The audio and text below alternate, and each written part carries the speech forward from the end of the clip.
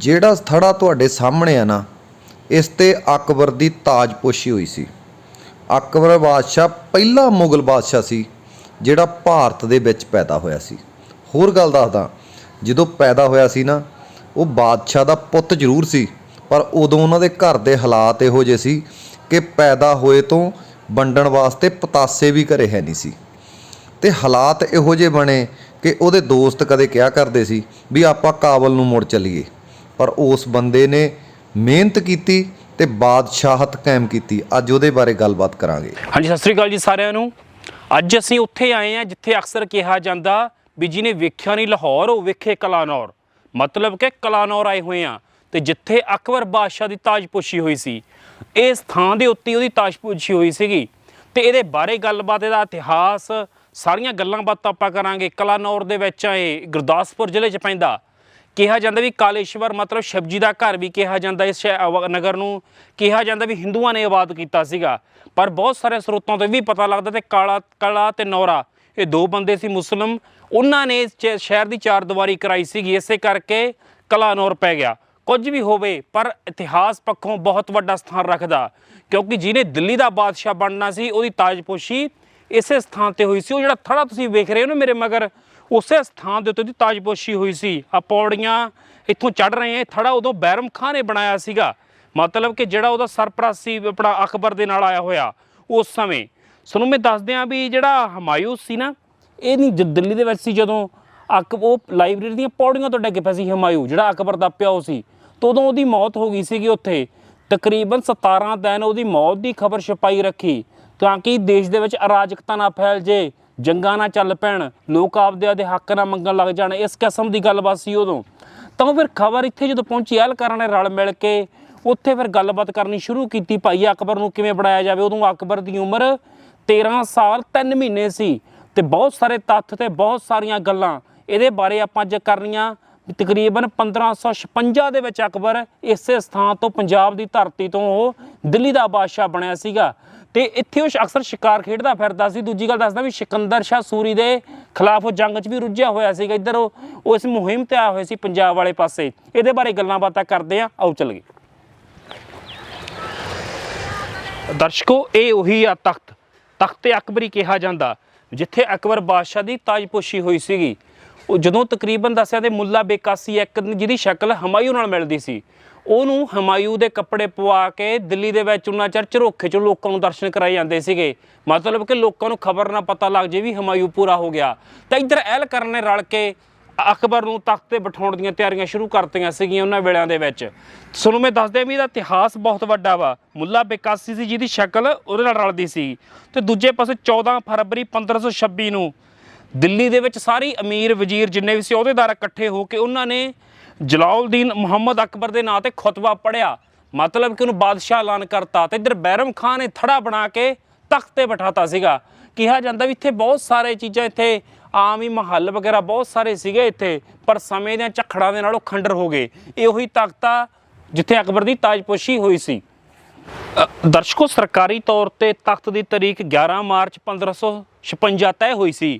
ਉਸੇ ਸਮੇਂ ਜਦੋਂ ਬੈਰਮ ਖਾਂ ਨੇ ਕੀ ਕੀਤਾ ਕਿ 3 ਫੁੱਟਾ ਚੌੜਾ ਤੇ 8 ਫੁੱਟ ਲੰਬਾ ਥੜਾ ਬਣਾਤਾ ਸੀ ਇੱਥੇ, ਵੀ ਅਕਬਰ ਦੀ ਤਾਜਪੋਸ਼ੀ ਕੀਤੀ ਜਾ ਸਕੇ। ਉਸ ਸਮੇਂ ਦੇਸ਼ ਦੇ ਵਿੱਚ ਹਾਲਤ ਬਹੁਤ ਮਾੜੇ ਸੀ। ਉਸ ਸਮੇਂ ਬਰਸਾਤ ਨਹੀਂ ਸੀ ਹੋਈ, ਕਾਲ ਵਰਗੇ ਹਾਲਾਤ ਬਣੇ ਹੋਏ ਸੀ ਤੇ ਬਹੁਤ ਸਾਰੀਆਂ ਥਾਵਾਂ 'ਤੇ ਪਲੇਗ ਪਈ ਹੋਈ ਸੀਗੀ, ਮਤਲਬ ਚਾਰੇ ਪਾਸੇ ਹਾਹਾਕਾਰ ਮੱਚੀ ਹੋਈ ਸੀ। ਅਤੇ ਐਸੇ ਰਾਜ ਭਾਗ ਨੂੰ ਸੰਭਾਲਣਾ ਇੱਕ ਬਹੁਤ ਵੱਡੀ ਚੁਣੌਤੀ ਸੀ, ਕਿਉਂਕਿ ਬਹੁਤ ਸਾਰੇ ਲੋਕ ਜਦੋਂ ਬਾਅਦ ਦੇ ਵਿੱਚ ਪਤਾ ਲੱਗਾ ਤਾਂ ਅਕਬਰ ਨੂੰ ਤੰਗ ਪਰੇਸ਼ਾਨ ਵੀ ਕਰਨ ਲੱਗੇ ਸੀ, ਰਾਜ ਕਿਵੇਂ ਨਾ ਕਿਵੇਂ ਪ੍ਰਾਪਤ ਕੀਤਾ ਜਾਵੇ। ਉਧਰ ਰਾਜਪੂਤਾਨੇ ਦੇ ਵਿੱਚ ਰਾਜਪੂਤਾਂ ਦਾ ਵੀ ਬਹੁਤ ਵੱਡਾ ਮਤਲਬ ਹੜਕੰਪ ਮਚਾਇਆ ਹੋਇਆ ਸੀਗਾ ਅਤੇ ਬਹੁਤ ਸਾਰੀਆਂ ਸ਼ਕਤੀਆਂ ਇੱਕ ਪਾਸੇ ਸੀ ਅਤੇ ਅਕਬਰ ਨਵਾਂ ਗੱਦੀ 'ਤੇ ਬੈਠਿਆ ਸੀ। ਅਕਬਰ ਦੇ ਜਨਮ ਨਾਲ ਸੰਬੰਧਿਤ ਤੁਹਾਨੂੰ ਮੈਂ ਇੱਕ ਗੱਲ ਮੈਂ ਦੱਸ ਦਿਆਂ ਵੀ ਜਿਹੜਾ ਹਮਾਯੂ ਸੀ ਨਾ, ਇਹ ਪਹਿਲਾਂ ਬਾਦਸ਼ਾਹ ਵੀ ਰਿਹਾ, ਫਿਰ ਸ਼ੇਰ ਸ਼ਾਹ ਸੂਰੀ ਨੇ ਕਬਜ਼ਾ ਕਰ ਲਿਆ। ਹਮਾਯੂ ਬਾਬਰ ਦਾ ਮੁੰਡਾ ਸੀ ਅਤੇ ਫਿਰ ਆਪਣਾ ਬਾਦਸ਼ਾਹ ਫਿਰ ਬਣਿਆ, ਮਤਲਬ ਕਿ ਸਮਾਂ ਬਹੁਤ ਬਲਵਾਨ ਹੁੰਦਾ। ਬਾਦਸ਼ਾਹ ਬੰਦਾ ਵੀ ਥੱਲੇ ਆ ਸਕਦਾ ਅਤੇ ਥੱਲੇ ਵਾਲਾ ਬੰਦਾ ਵੀ ਬਾਦਸ਼ਾਹ ਬਣ ਸਕਦਾ। ਜਦੋਂ ਕੈਂਪ ਦੇ ਵਿੱਚ ਦਾ ਜਨਮ ਹੋਇਆ ਨਾ ਅਕਬਰ ਦਾ, ਤਾਂ ਇਹ ਹਮਾਯੂ ਦੇ ਕੋਲੇ ਕੁਛ ਵੰਡਣ ਲਈ ਕੋਈ ਤੋਹਫਾ ਨਹੀਂ ਸੀ ਆਪਦੇ ਅਹਿਲਕਾਰਾਂ ਦੇ ਵਿੱਚ ਵੰਡ ਸਕੇ।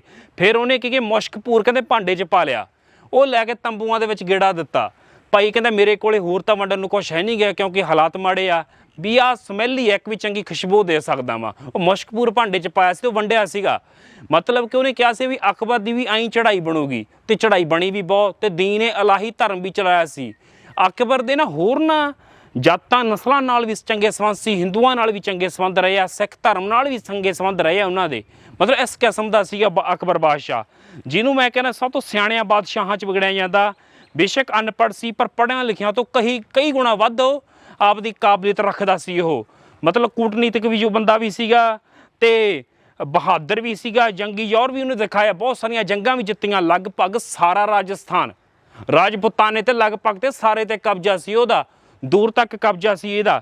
ਇਸ ਕਿਸਮ ਦਾ ਸੀ ਅਕਬਰ ਬਾਦਸ਼ਾਹ। ਦਰਸ਼ਕੋ, ਅਕਬਰ ਦਾ ਜਨਮ 1542 ਵਿੱਚ ਸਿੰਧ ਦੇ ਇਲਾਕੇ 'ਚ ਉਮਰਕੋਟ ਵਿੱਚ ਹੋਇਆ ਸੀਗਾ, ਜਿੱਥੇ ਤਰਦੀ ਬੇਗ ਨੇ ਹਮਾਯੂੰ ਨੂੰ ਆ ਕੇ ਖਬਰ ਦਿੱਤੀ ਸੀ, ਭਾਈ ਤੇਰੇ ਪੁੱਤਰ ਦਾ ਜਨਮ ਹੋਇਆ।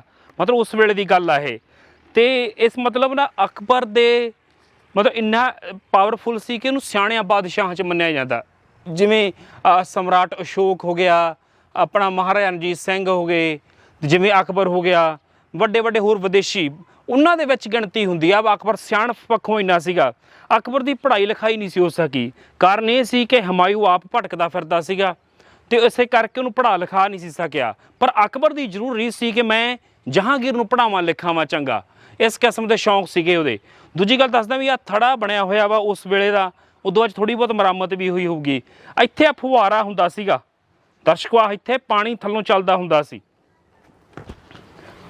ਇਹ ਆਹ ਦੇਖੋ ਇੱਥੋਂ ਨਾ ਫੁਹਾਰਾ ਚੱਲਦਾ। ਆਹ ਸਾਰੇ ਡਿਜ਼ਾਈਨ ਪਾਏ ਹੋਏ ਆ। ਆਹ ਜਿਹੜੀ ਜਗ੍ਹਾ ਦਿੱਤੀ ਹੋਈ ਨਾ, ਇਸੋਂ ਸਿਸਟਮ ਸੀ ਇੱਕ, ਇਹਦੇ ਨਾਲ ਫੁਹਾਰੇ ਹੁੰਦੇ ਸੀ ਅੱਗੇ।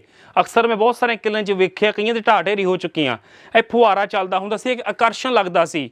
ਕਿਸੇ ਸਮੇਂ ਕਿਹਾ ਜਾਂਦਾ ਵੀ ਜਹਾਂਗੀਰ ਵੀ ਇੱਥੇ ਆ ਕੇ ਗਿਆ ਸੀਗਾ ਇਸ ਧਰਤੀ ਦੇ ਉੱਤੇ। ਮਤਲਬ ਇੱਥੇ ਕਿਹਾ ਜਾਂਦਾ ਵੀ ਖੂਹ, ਬਾਗ ਤੇ ਹਮਾਮ ਆਦਿ ਇੱਥੇ, ਇਹ ਵੀ ਸਾਰੀਆਂ ਚੀਜ਼ਾਂ ਇੱਥੇ ਬਣੀਆਂ ਹੋਈਆਂ ਸੀਗੀਆਂ। ਇੱਥੇ ਤਕਰੀਬਨ ਜਿਹੜਾ ਜਹਾਂਗੀਰ ਸੀ ਨਾ 1619 ਦੇ ਵਿੱਚ ਇੱਥੇ ਇਸ ਏਰੀਏ 'ਚ ਆ ਕੇ ਗਿਆ ਸੀ, ਪਰ ਉਸ ਤੋਂ ਬਾਅਦ ਸਮਾਂ ਬਹੁਤ ਹੋ ਗਿਆ, ਚੀਜ਼ਾਂ ਤਬਾਹ ਹੋ ਗਈਆਂ। ਦੂਜੀ ਗੱਲ ਮੈਂ ਦੱਸਦਾ ਵੀ ਜਿਹੜੇ ਨੇੜੇ ਤੇੜੇ ਇੱਥੇ ਘਰ ਵੀ ਬਣੇ ਆ ਨਾ, ਉਹ ਨਿੱਕੀ ਇੱਟ ਦੇ ਬਣੇ ਆ। ਯਕੀਨਨ ਉਹਨਾਂ ਨੇ ਉੱਥੋਂ ਢਾਹ ਢੋ ਕੇ ਇੱਧਰੋਂ ਉੱਧਰੋਂ ਲਿਜਾ ਕੇ ਹੀ ਬਣਾਇਆ ਹੋਊਗਾ ਉੱਥੇ। ਮਤਲਬ ਜਿਹੜੀਆਂ ਚੀਜ਼ਾਂ ਬਾਗ ਸੀਗੇ, ਉਹ ਬਾਗਾਂ ਸੀ ਜਾਂ ਹਮਾਮ ਸੀਗੇ, ਇੱਕ ਮਹਿਲ ਸੀ, ਉਹ ਸਾਰੇ ਢਾਹ ਕੇ ਉਹਨਾਂ ਨੇ ਆਪਦੇ ਨਿੱਜੀ ਘਰ ਬਣਾ ਲਏ ਉਦੋਂ ਉੱਥੇ। ਆਹ ਨੇੜੇ ਤੇੜੇ ਦੇ ਘਰ ਜਿਹੜੇ ਦੇਖ ਰਹੇ ਹੋ ਤੁਸੀਂ, ਨਿੱਕੀ ਇੱਟ ਦੇ ਬਣੇ ਹੋਣਗੇ ਤਕਰੀਬਨ। ਹੋਰ ਤਾਂ ਉਹਨਾਂ ਨੇ ਆਪਦਾ ਪੱਠਾ ਲਾਇਆ ਨਹੀਂ ਹੋਣਾ, ਇੱਥੋਂ ਹੀ ਪੱਟੀਆਂ ਹੋਣੀਆਂ। ਤੇ ਆਹ ਦੇਖੋ ਡਿਜ਼ਾਈਨ ਵੀ ਬਹੁਤ ਸੋਹਣੇ ਆ। ਆਹ ਦੇਖੋ ਇੱਥੋਂ ਆਇਆ, ਦੇਖੋ ਕਿਸ ਤਰੀਕੇ ਨਾਲ ਖੂਬਸੂਰਤ ਚਾਰੇ ਕੋਨੇ ਦੇ ਉੱਤੇ ਡਿਜ਼ਾਈਨ ਬਣੇ ਹੋਏ ਆ ਇੱਥੋਂ। ਮਤਲਬ ਚੂਨੇ ਦੇ ਨਾਲ ਬਣਿਆ ਹੋਇਆ ਸਾਰਾ ਹੀ ਇਹ ਉਸ ਸਮੇਂ, ਕਿਉਂਕਿ ਅਕਸਰ ਹਿੰਦੁਸਤਾਨ ਦਾ ਬਾਦਸ਼ਾਹ ਸੀਗਾ ਤੇ ਬਾਦਸ਼ਾਹਤ ਕੁਛ ਛੋਟੀ ਮੋਟੀ ਚੀਜ਼ ਨਹੀਂ ਸੀ ਉਹਨਾਂ ਵੇਲਿਆਂ ਦੇ ਵਿੱਚ। ਦਰਸ਼ਕੋ, ਇੱਥੇ ਵਾਰ-ਵਾਰ ਜ਼ਿਕਰ ਹੁੰਦਾ ਵਾ ਬੈਰਮ ਖਾਂ ਦਾ।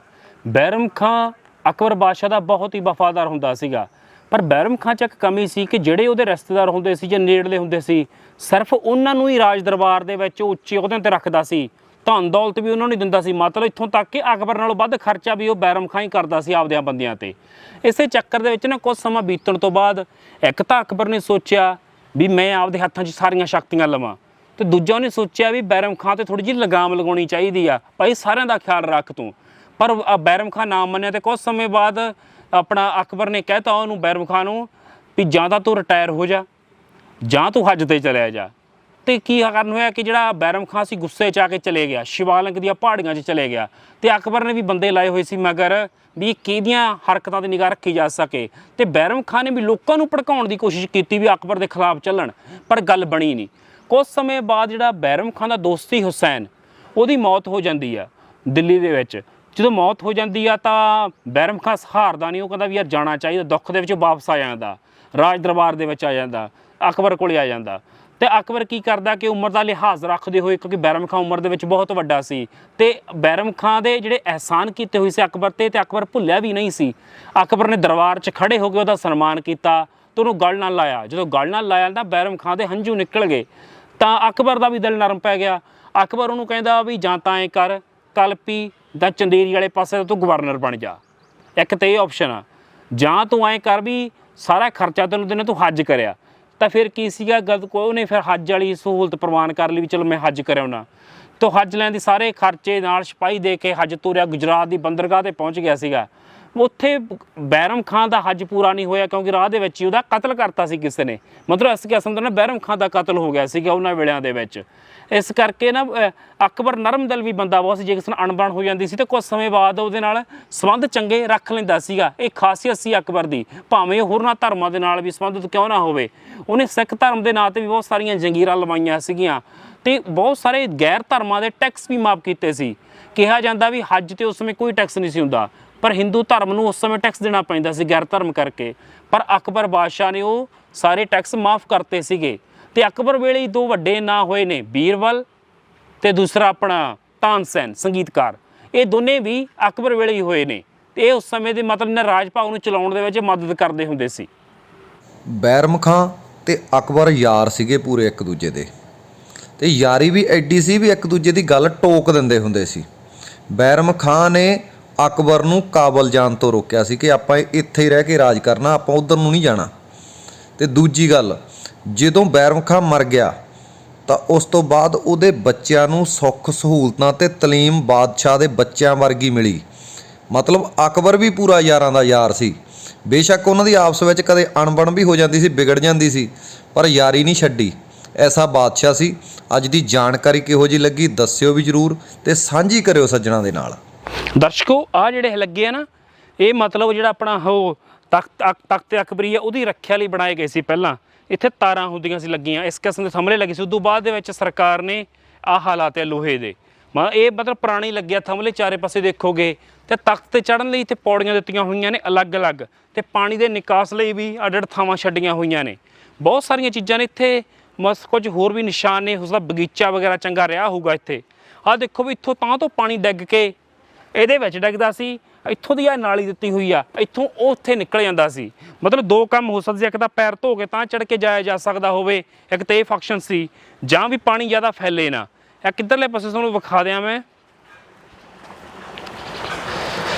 ਆਹ ਵੀ ਪਾਣੀ ਦੇ ਲਈ ਸੀ ਰੱਖੇ ਹੋਏ ਕੁਛ। ਮਤਲਬ ਉਸ ਪਾਣੀ ਦੇ ਨਿਕਾਸ ਲਈ ਉਸ ਸਮੇਂ ਦੇ ਬਣਾਏ ਗਏ ਸੀ ਇਹ, ਕਿਉਂਕਿ ਬਗੀਚਾ ਵੀ ਹੋ ਸਕਦਾ ਵਾ। ਮਤਲਬ ਪਾਣੀ ਦੇ ਨਿਕਾਸ ਦਾ ਪੂਰਾ ਪ੍ਰਬੰਧ ਰੱਖਿਆ ਜਾਂਦਾ ਸੀਗਾ। ਇਹ ਨਹੀਂ ਗੱਲਬਾਤ ਹੈਗੀ। ਆਜੋ ਤੁਹਾਨੂੰ ਹੋਰ ਵੀ ਚੀਜ਼ਾਂ ਵਿਖਾ ਦਿਆਂ ਇੱਥੋਂ। ਦਰਸ਼ਕੋ ਮਤਲਬ ਜੇ ਤਖਤ ਉਤਲਾ ਪਾਣੀ ਹੋਵੇ, ਉਹ ਨਿਕਾਸੀ ਲਈ ਇੱਥੋਂ ਮੋਗਰਾ ਰੱਖਿਆ ਹੋਇਆ ਵਾ। ਇੱਥੋਂ ਦੀ ਆ ਕੇ ਇੱਥੇ ਡਿੱਗਦਾ ਸੀ ਤਾਂ ਇੱਥੋਂ ਪਾਣੀ ਫਿਰ ਉਤਰ ਜਾਂਦਾ ਸੀਗਾ।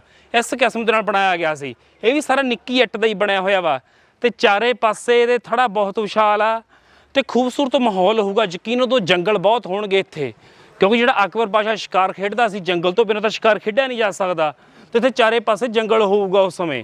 ਸੋ ਦਰਸ਼ਕੋ ਇਹ ਸੀ ਅਕਬਰ ਬਾਰੇ ਗੱਲਬਾਤ। ਅਕਬਰ ਦੀਆਂ ਬਹੁਤ ਸਾਰੀਆਂ ਜਿੱਤਾਂ ਜਿਹਨੂੰ ਕਿ ਕੁਝ ਸਮਿਆਂ 'ਚ ਬਿਆਨ ਨਹੀਂ ਕੀਤਾ ਜਾ ਸਕਦਾ। ਇਹਦੇ ਲਈ ਤਾਂ ਬਹੁਤ ਵੱਡੇ ਮਤਲਬ ਸਮੇਂ ਦੀ ਲੋੜ ਆ। ਸੋ ਹੋਰ ਵੀ ਅਕਬਰ ਨਾਲ ਜੁੜੀਆਂ ਯਾਦਾਂ ਤੁਹਾਡੇ ਰੂਬਰੂ ਕਰਦੇ ਰਵਾਂਗੇ। ਮਿਹਰਬਾਨੀ, ਧੰਨਵਾਦ।